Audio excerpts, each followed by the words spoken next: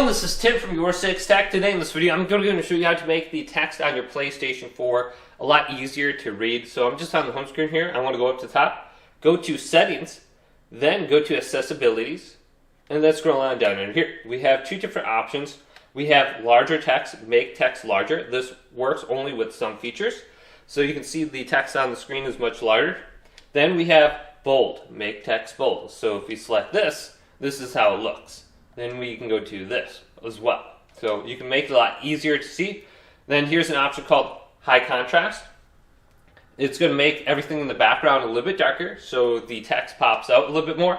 Then we have invert colors. Then also what we do is go to zoom.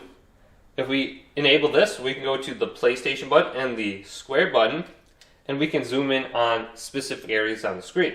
Then press circle to cancel out. So you can read the text a little bit easier. Then we have closed captionings down here. But hopefully this video did indeed help you out. If it did, leave it a big thumbs up and subscribe to my channel down below for more tech videos coming up next on Your 6 Tech.